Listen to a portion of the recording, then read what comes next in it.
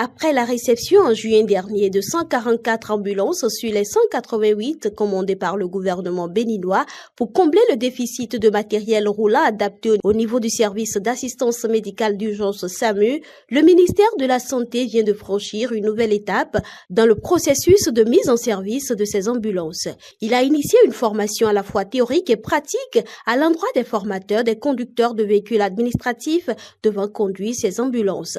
Au lancement de l'activité, le docteur Olivier Perrault, directeur général de l'Agence nationale de la maintenance hospitalière, a attiré l'attention des participants sur le rôle important qu'ils jouent dans ce processus. C'est sur vous que va reposer justement la transmission des informations que vous allez obtenir ou qu'on va vous confirmer aujourd'hui, puisque vous êtes tous et toutes des conducteurs chevronnés.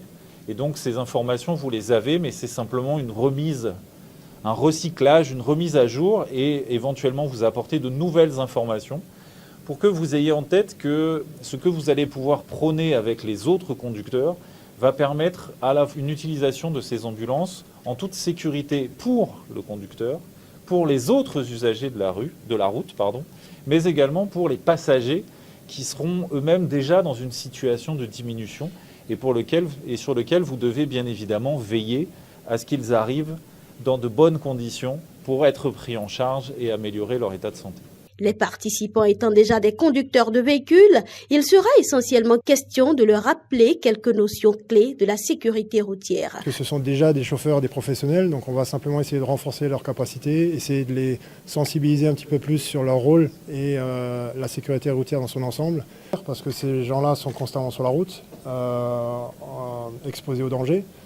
Alors leur rôle principal, c'est effectivement de transporter des patients et des victimes, mais avant tout, c'est de garder et d'avoir la sécurité de tous lorsqu'ils roulent, mais aussi de réduire leur exposition au danger de la route. Pour Bienvenue Favi, participant à cette formation, l'initiative est louable en ce sens qu'elle rappelle les réflexes à avoir sur la route, surtout en tant qu'ambulancier. Oui, la formation nous a permis de savoir comment garder, entretenir et comment être un bon chauffeur au volant, surtout l'ambulance.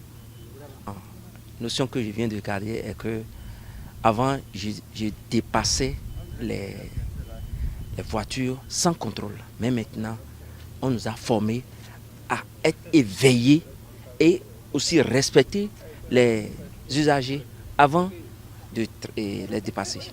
Je vois que la formation, c'est une très bonne chose et qui est nécessaire. Si de temps en temps, le gouvernement peut penser qu'on peut répéter ça au moins 6 fois ou 2 fois dans l'année, mais une seule fois par l'année pour les autres aussi, ça nous fera beaucoup plaisir. Une vingtaine de formateurs envoyés par les directeurs départementaux de la santé prennent part à cette formation prévue pour durer 4 jours.